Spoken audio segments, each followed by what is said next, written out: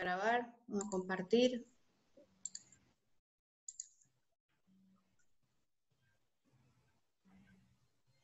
Joder, hasta que no me deja bajar.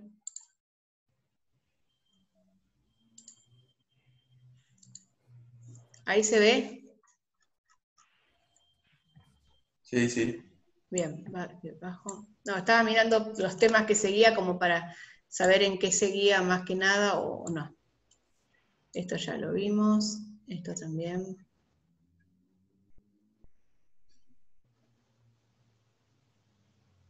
Bueno, recursos, esto ya lo vimos.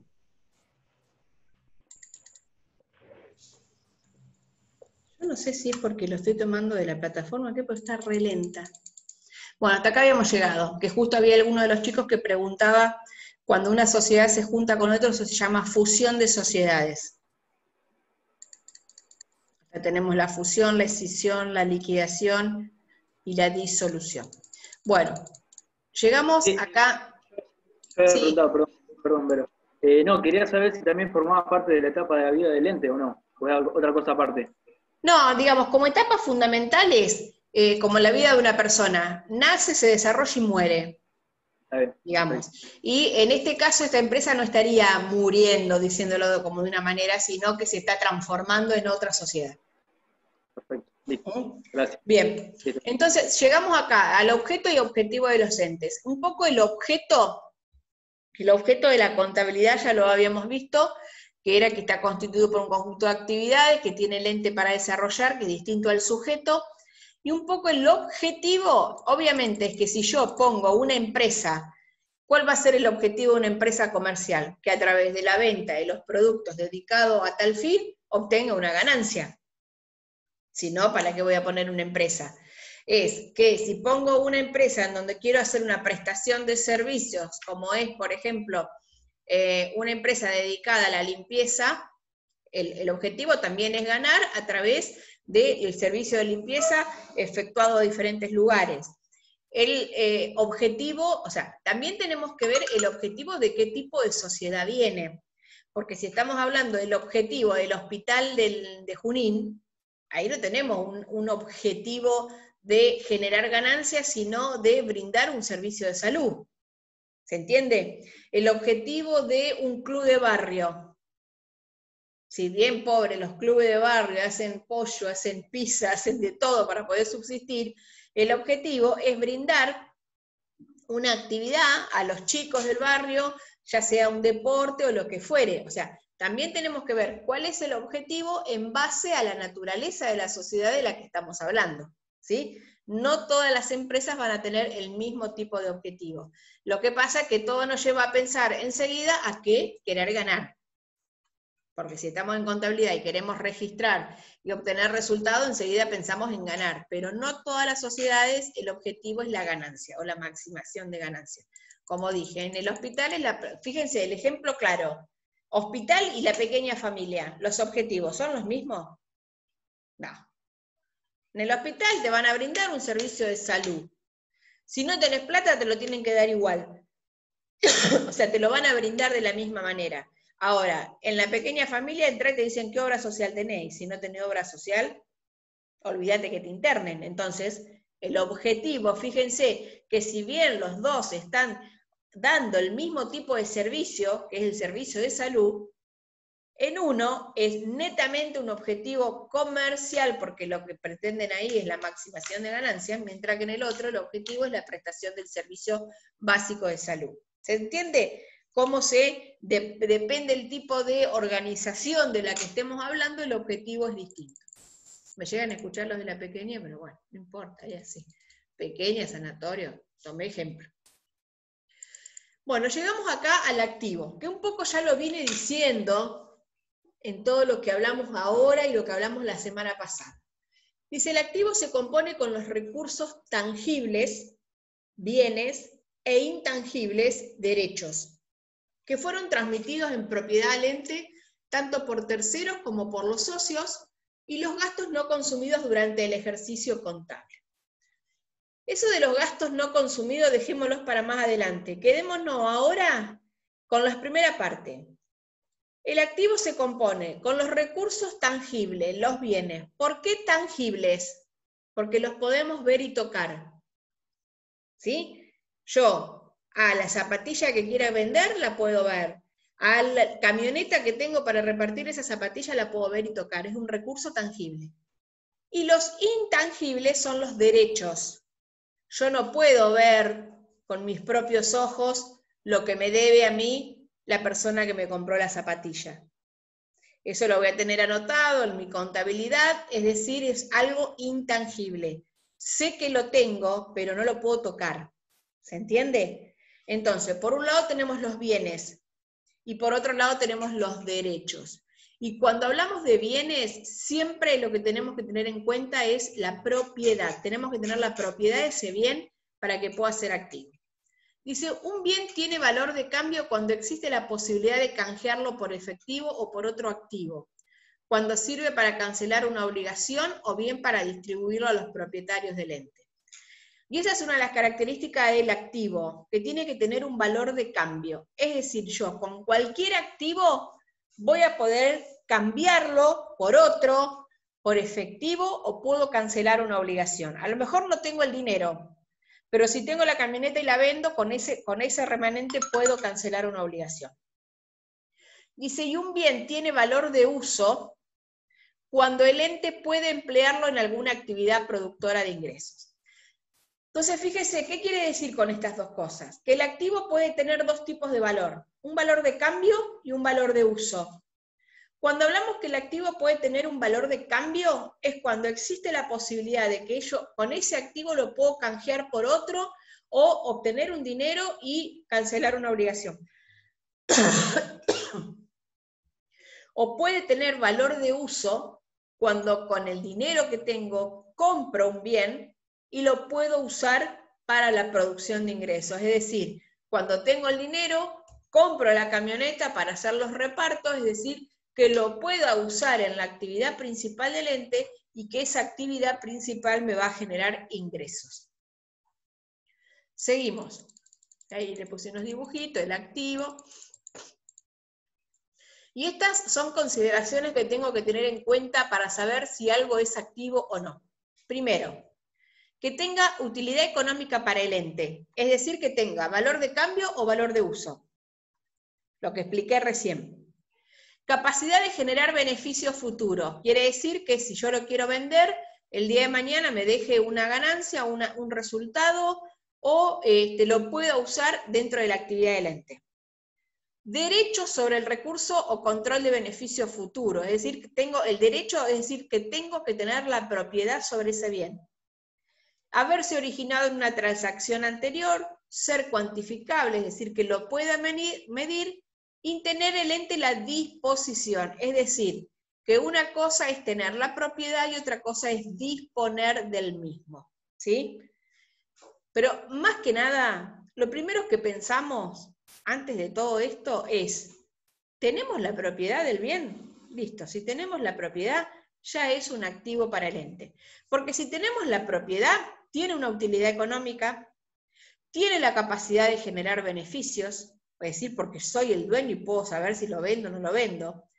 Tengo el derecho sobre el recurso o control de beneficio futuro. Sí o sí se originó en una transacción pasada, porque quiere decir que si tengo la propiedad, en algún momento del pasado lo compré y lo puedo cuantificar. Entonces, ya con eso me está diciendo todo. La principal característica es que tenga la propiedad del ente. El ente tenga la propiedad de ese activo. ¿Cómo los clasifico a los activos? Activos de rápida movilidad, de lenta movilidad. Y de acuerdo a eso, van a ser activos corrientes o activos no corrientes. ¿Cuáles son los que le digo que son los de rápida movilidad? Los que permanecerán en el patrimonio por un tiempo no superior a 12 meses. Y que son los que se van a equiparar, fíjense con lo que dice acá, en activo corriente. Es decir, aquellos cuya realización ocurre dentro de los 12 meses siguientes al cierre del ejercicio. Los de lenta movilidad, que permanecen en el patrimonio por un tiempo superior a 12 meses, que se equiparan con los activos no corrientes, que son aquellos cuya realización ocurre con posterioridad a los 12 meses de cerrado el ejercicio. ¿Qué quiere decir con esto? Que, por ejemplo, a un activo de rápida movilidad, yo lo voy a llamar al dinero en efectivo. Permiso, guárdenme un segundo.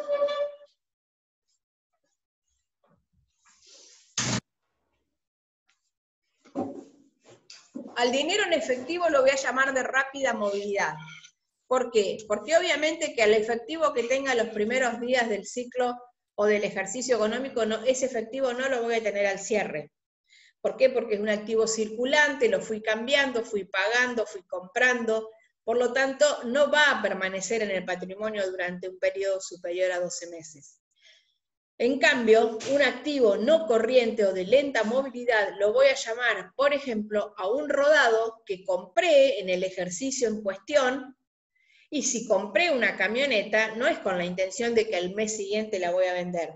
Lo más probable es que la tenga un tiempo de 4, 5, hasta 10 años en la empresa, por lo tanto estoy hablando de que es un activo que va a permanecer en el activo, perdón, valga la redundancia, superior a los 12 meses. Entonces, ¿se entiende cuál es la característica que voy a tener en cuenta? Si, por ejemplo, bienes de cambio, y si yo me dedico a bienes de cambio, es el rubro que junta a toda la mercadería que tengo destinada a la venta.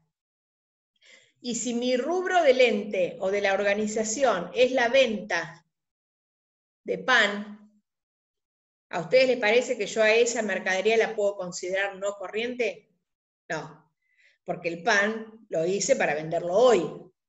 A lo sumo, mañana vendo alguno con otro precio, pero no me va a estar el pan o una lata de arvejas por un tiempo mayor a un año en el lente. En cambio, si me dedico a la venta de artículos electrodomésticos, que yo tenga una pava eléctrica en una caja durante un año, no le va a pasar absolutamente nada. Entonces ahí sí son artículos que los puedo considerar como activos no corrientes dentro de los bienes de cambio. Entonces fíjense que también acá es muy importante el tipo de organización del que estemos hablando. En esto va a entrar en juego la actividad a la que se realiza, a la que se dedica la empresa, ¿sí? Entonces, esto lo cerramos en que los activos corrientes son aquellos cuya realización, es decir, cuya permanencia en el ente es dentro de los 12 meses siguientes al cierre del ejercicio. Y los no corrientes es la realización ocurre con posterioridad a los 12 meses. Chicos, ¿sigo? ¿No hay problema? Sí, sí. Bien.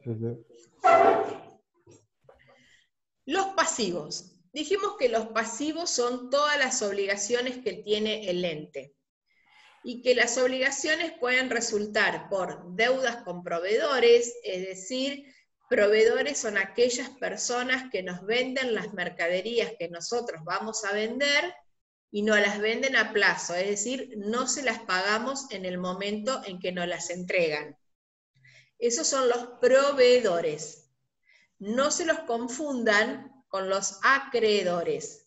Los acreedores son las personas a los que nosotros como ente le debemos, es decir, tenemos una obligación de pago, pero porque la venta que ellos nos hicieron a nosotros es un bien que no está destinado a la venta.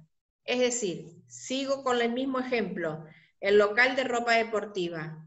Aquella persona que me trae las zapatillas para que yo las venda, ¿sí? Y me dice, bueno, ¿me las pagás el mes que viene? Es decir, que eso quiere decir que estoy haciendo una compra a plazo. ¿Qué significa a plazo? Que no la pago en el momento, la voy a pagar en un tiempo determinado. Esa persona a la que yo le debo, con la que tengo la obligación, va a ser un proveedor. Ahora, si para el comercio de la venta de ropa, de indumentaria deportiva, compré no sé, no se me ocurre, un televisor para poner en el local y hacer, no sé, propagandas de algo, y ese televisor me lo vendió Juancito Pérez y me dijo, me lo pagás dentro de un mes, es decir, también hice una compra a plazo, esa persona se va a llamar acreedor, porque lo que me vendió no es el artículo que yo voy a destinar a la venta, es otro tipo de artículo, ¿sí? Entonces, recuerden eso, que proveedor y acreedor son conceptos que surgen por las compras a plazo, pero que proveedor surge como consecuencia de la compra de la mercadería destinada a la venta, y el acreedor surge como consecuencia de la compra de cualquier tipo de bien no destinado a la venta, ¿sí? Otra cosa que es lo que puede surgir, es decir, que las obligaciones, puede haber diferentes tipos de obligaciones. Yo con esos dos conceptos les hablé de las obligaciones comerciales. Después que, ve, acá tenemos deudas con proveedores, deudas con acreedores, pero también podemos tener las deudas bancarias, es decir, que para poder tener la actividad de la empresa, abrí una cuenta corriente en el banco y hoy le estoy debiendo al banco, por ejemplo, porque me dio un préstamo. Entonces ahí estoy hablando de una deuda bancaria. O puedo ser que haya sacado un préstamo hipotecario para comprarme una casa, entonces voy a tener una hipoteca a pagar. O puede ser que en el negocio tenga empleados y les esté debiendo parte del sueldo y parte de las cargas sociales, y entonces tenga deudas sociales. O puede ser que deba impuestos, entonces voy a tener deudas impositivas. Entonces, el pasivo son todas las obligaciones que tiene el ente, pero obligaciones que pueden venir de distintas patas. Patas comerciales, patas bancarias, patas financieras, como pueden ser los bancos, e impositivas, como pueden ser los impuestos. Es decir, que tenemos distintos tipos de deuda que puede tener una empresa. Como así dijimos que para que la característica de un activo tenemos que tener la propiedad, dice, un ente tiene un pasivo cuando, debido a un hecho ya ocurrido, está obligado a entregar activos o a prestar servicios a otra persona, ya sea física o jurídica, o es altamente probable que ello ocurra. Es decir, sí o sí tenemos un pasivo cuando tenemos una obligación, ya sea una obligación de entregar un activo, puede ser pagar en efectivo, pagar con un bien, o prestar un servicio, es decir, bueno, te pago con un servicio. ¿Cuándo tenemos un pasivo? Cuando la cancelación de la obligación es ineludible, o de ser contingente es probable, y que existe una fecha determinada o determinable. En este caso, cuando es ineludible, sabemos que no zafamos, la deuda está, y sabemos a quién le debemos pagar, y sabemos cuándo debemos pagarle y cuál es el monto. La deuda es contingente en el caso de lo que le hablaba hoy también de, ay, no me sale, del juicio de una persona cuando la ha hecho. Es una contingencia que se da, que es altamente probable, pero todavía no tengo ni un monto ni una fecha determinada. Es decir, vamos a llamar al pasivo cierto cuando sabemos realmente cuál es la deuda que tenemos, y el pasivo contingente cuando sabemos que vamos a tener un pasivo el día de mañana, que va a ser altamente probable que lo tenga, pero que hoy todavía no sé ni cuándo lo voy a tener que pagar, ni qué monto. ¿Se entiende? Bien. Para que un pasivo sea tal, tiene que haber un hecho generador, es decir, que se haya generado, que debe implicar un sacrificio económico. Obviamente, para poder cancelar una obligación, tengo que rescindir de algún activo, que su cancelación no es voluntaria, es decir, no voy a ir, sí o sí lo tengo que cancelar, y que tengo que tener una fecha de cancelación cierta. ¿Cómo clasificamos los pasivos? Al igual que los activos, en pasivos corrientes y en pasivos no corrientes. Obviamente, si el activo corriente era el que lo podía utilizar dentro de los 12 meses, el pasivo corriente son aquellos cuyo vencimiento ocurre dentro de los 12 meses, es decir, el pasivo que yo sé que lo voy a tener que pagar dentro del año, ¿sí? Y el pasivo no corriente son todas aquellas obligaciones que sé que las voy a tener que pagar, pero desde los 12 meses calendario en adelante. Ejemplo, una hipoteca a pagar, a lo mejor la saqué en 10 años. Ese pasivo va a tener parte de corriente y parte de pasivo no corriente, ¿sí? Las cuotas que deba de acá a los 12 meses van a ser pasivo corriente, las cuotas que deba desde esos 12 meses hasta que termine los 10 años del préstamo es pasivo no corriente. Los tipos de obligaciones, es decir, yo cuando tengo una obligación de dar, es decir, de pagar con algún activo para poder cancelarlo, cancelo en efectivo una obligación de hacer es cuando el pasivo lo cancelo, por ejemplo, con la prestación de un servicio, o de no hacer, dice, permitir el uso de un activo de propiedad del ente que ha sido cedido en préstamo a un tercero. Es decir, de no hacer, cancelo mi obligación prestándote, no otorgando la titularidad. Te presto, por ejemplo, yo te debo a vos y vos tenés un comercio que necesitas un galpón de depósito y yo tengo el galpón, entonces en vez de pagarte o en vez de cederte la titularidad del galpón, te lo presto por un tiempo determinado hasta cancelar la obligación. Por ejemplo, juguemos que le debe 40.000 pesos y entonces digo, bueno, si yo esto lo alquilara, lo alquilo 10.000 por mes, toma, te lo presto por 4 meses y damos por cancelada la obligación. ¿Se entiende eso? Esa obligación de no hacer. Bueno, esto, la certidumbre de las obligaciones ya lo vimos, cuando una obligación es cierta o incierta, es lo mismo que hablar de un pasivo cierto y de un pasivo contingente que lo hablamos recién. Y por último llegamos al patrimonio neto. Una vez que sabemos que tenemos el activo de un lado de la ecuación contable y del otro lado tenemos el pasivo y el patrimonio neto, dijimos que el patrimonio neto era la diferencia, es decir, el remanente que existía entre el activo y el pasivo.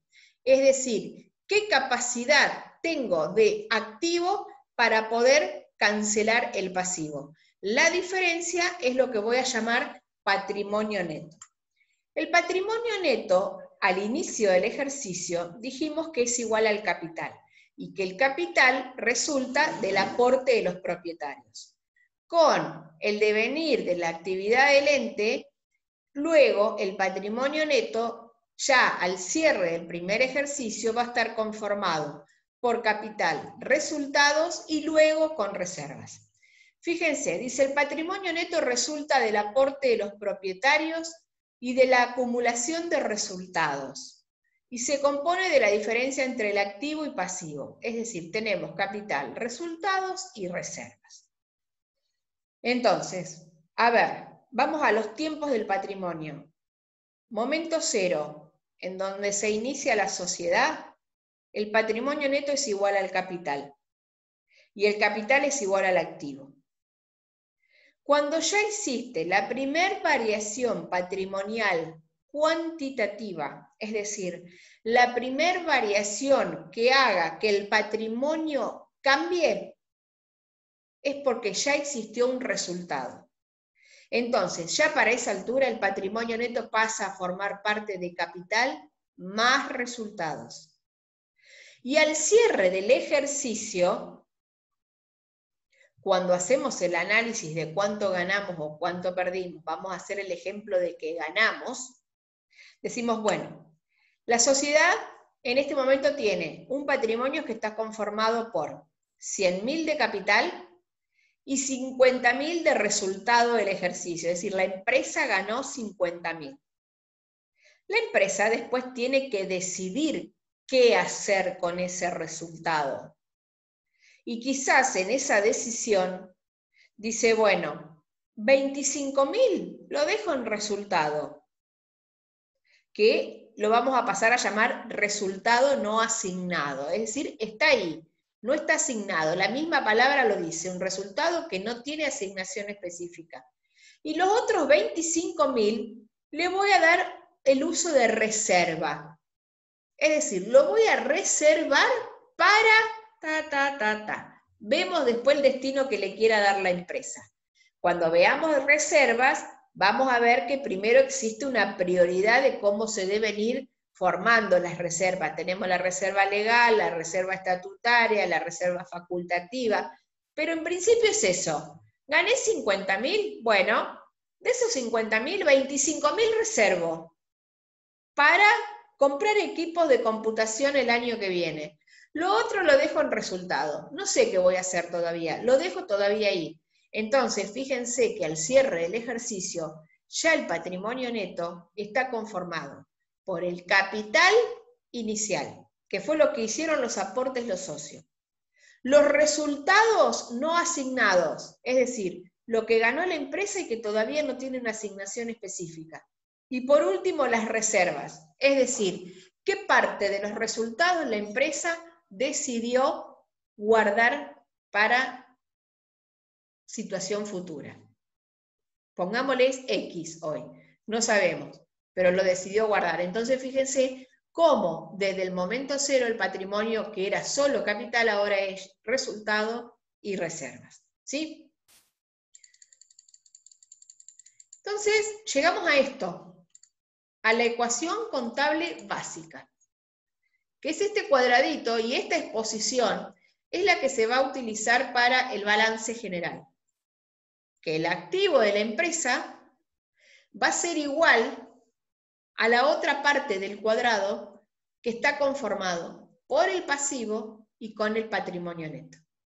Esta parte rosa es lo que vamos a llamar los recursos de la empresa. Los recursos son estos, que es lo que llamamos activo. Y los activos son los bienes y derechos a favor de la empresa. Esta otra parte, lo celeste y verde, son los que llamamos fuentes. Y las fuentes, a su vez, se dividen en fuentes de tercero, que es el pasivo, y en fuentes propias, que es el patrimonio neto. El pasivo es lo que dijimos hasta ahora, son las deudas y obligaciones con tercero. El patrimonio neto es el capital, las reservas y los resultados. Dentro de eso incluye la utilidad del ejercicio. ¿Por qué hace esta aclaración? Porque los resultados pueden estar conformados por lo que ganó en el ejercicio, más los resultados no asignados que provienen de otros ejercicios y que todavía no tienen una asignación específica. Porque no nos olvidemos que en todos los entes no es que tienen un solo año. O sea, pueden ir ganando durante los primeros 10 años, y si nunca hicieron reparto de ganancias, esos resultados se fueron acumulando. Y cuando llega el ejercicio 10º y vuelve a ganar, esos resultados se acumulan con la utilidad del ejercicio. Entonces, por eso habla de que en estos resultados puede estar incluido, aparte de los no asignados, lo que ganó en el ejercicio. Entonces, esto es un poco el resumen de todo lo que venimos hablando hasta ahora y que es la ecuación contable básica. Chicos, por las dudas, ya me está avisando que se va a cortar de vuelta. Cuando se corte ya dejamos, porque demasiado por hoy, si no les voy a hacer un matete barba, así que lleguemos hasta donde lleguemos. Total, mañana arrancamos de nuevo a las 4 y ahí empezamos clase común todas las semanas, siempre con el mismo link, ¿sí? Bien, hasta acá preguntas. Nada. No, entonces, ¿saben qué? Porque acá ya arranco con variaciones y prefiero dárselas mañana más fresco. Claro, yo había entendido yo pensé que esto lo teníamos que estudiar y lo íbamos a dar ahora. Lo había leído. Pero esto lo vas a dar mañana ya para todos. Sí. Variaciones. Bien. ¿Qué decís vos, lo de variaciones? Claro, yo había entendido que arrancabas como de clase 6 y yo me guié por los PowerPoint que están en la plataforma. No, yo mañana voy a arrancar con el Power de variaciones, no me acuerdo qué número es. Y variaciones es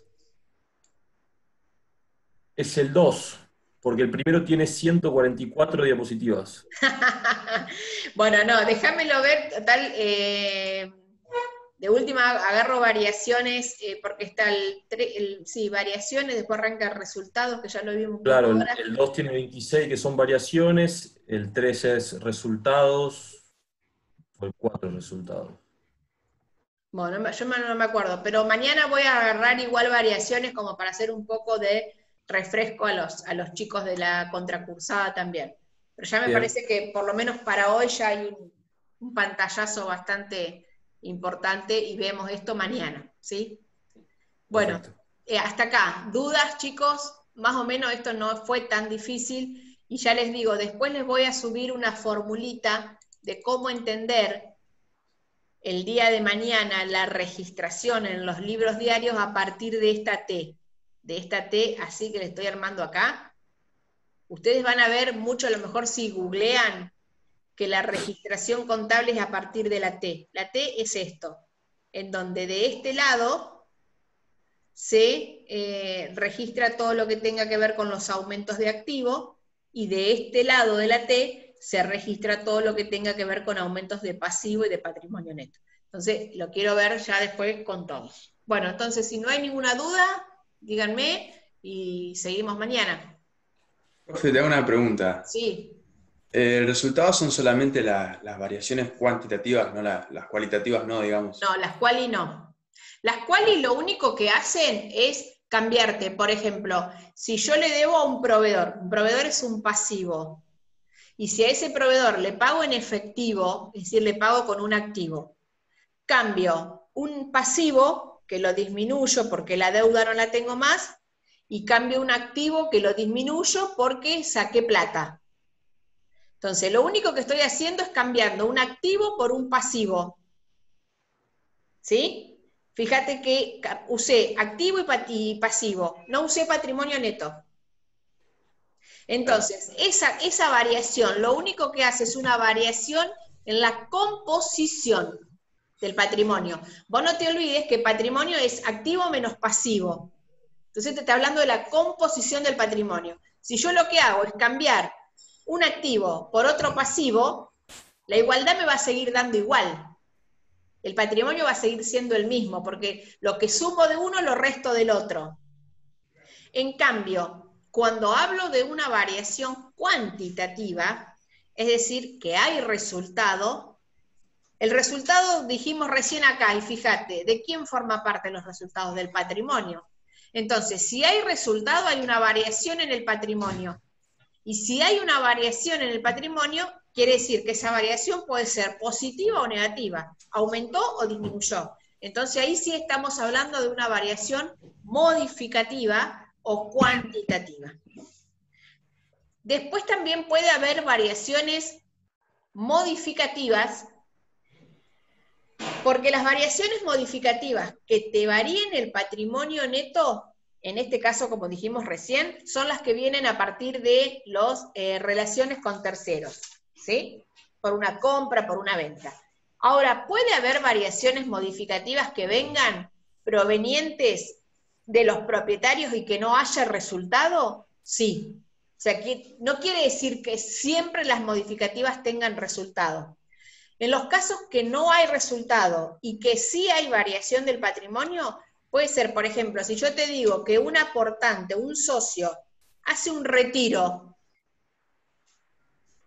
de capital, te cambia el patrimonio neto y ahí no hubo resultado. Y otro ejemplo, si el mismo socio dice, bueno, hago un aporte nuevo de capital, el patrimonio neto aumenta y no aumentó como consecuencia de un resultado. Entonces, ¿cómo lo redondeamos? Las variaciones cuantitativas o modificativas surgen como consecuencia de resultados en operaciones con terceros, gané o perdí, o surgen como consecuencia de relaciones con los propietarios a través de aportes y retiros. Es decir, cuando el propietario hace un aporte o hace un retiro, ahí tenés una modificativa, pero no tenés resultado. ¿Se entendió? O sea, las modificativas siempre te modifican el patrimonio. Y la modificación del patrimonio viene como consecuencia de que existió un resultado porque hice una operación con terceros o porque se modificó el patrimonio porque los propios socios hicieron un nuevo aporte o hicieron un retiro. Eso igual, hay una, fíjate que, a ver si en las filminas, no, capaz que lo cerré, no, acá está. Fíjense estoy en contabilidad, a ver. En esta, en la que dice, en la pestaña que dice sede Junín, abajo del Power que estamos viendo hoy, que lo pueden ver para mañana, este que dice variaciones patrimoniales, que está abajo del de la clase de hoy, ahí está muy bien graficado las variaciones permutativas y las cuantitativas o modificativas. Ese también lo armé el fin de semana para que lo puedan ver. Bueno, ¿alguna otra duda, chicos? No. ¿No? Bueno, entonces nos vemos mañana a las 4. ¿Sí? Perfecto. Ok, Vale, Listo. Gracias. Muchas gracias. Chao. a vos. Hasta luego. Chao, hasta luego. Adiós. Carla, ¿Sí? escúchame, el cronograma, ¿vos me lo mandaste modificado? ¿No? ¿Querés que te lo pase? ¿O subilo? Sí, el tema es que lo tengo que cambiar de vuelta porque... Ah, si sí, querés, lo adapto a lo que hicimos ahora y listo. No hay drama. yo estoy media... ¿Vos con qué práctico pensás arrancar? Y yo estaba pensando en por ahí coordinar con los Para que chicos. dejo de grabar. Ahí está. Ah, Sí. sí. Que yo estaba pensando en por ahí coordinar con los chicos y ver si les puedo dar una clase adicional para adelantar prácticos y comenzar con registración. Porque yo mañana, o sea, el pantallazo general se los di hoy. Y mañana pensaba darles variaciones patrimoniales para hacerle un poco un recordatorio a todos. Y ya después de variaciones que arranca directamente registraciones de compra y venta. Por eso yo pensaba, No, pero están todos los prácticos de comprobantes. Eso no, ¿vos le vas a hacer un pantallazo de todo eso? yo decía, por ejemplo, mañana en tu horario, que Sí. que hay más chicos por los que se quieren sumar, por eso no lo dije hoy.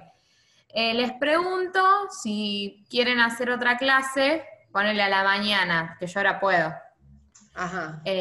Si todos pueden. Y adelanto prácticos ahí de esos, Vero, porque si no, no vamos a llegar al cronograma. Porque lo ideal sería que yo empiece con el 6 en mi Pero clase. el 6 ya es registraciones de compra. Claro. No, vos vas a necesitar una clase de un pantallazo. Por eso les pregunto a los chicos y si pueden en cualquier momento a la mañana. Yo doy la clase a las 7 de la tarde, en algún horario que puedan durante cualquier hora del día, yo no tengo problema. Claro, Y ponele les que doy- ya se pongan de acuerdo a decir, bueno, qué sé yo, la tuya es ¿cuándo es la clase? ¿El miércoles? A las No. 7 de la tarde. El miércoles. Jueves a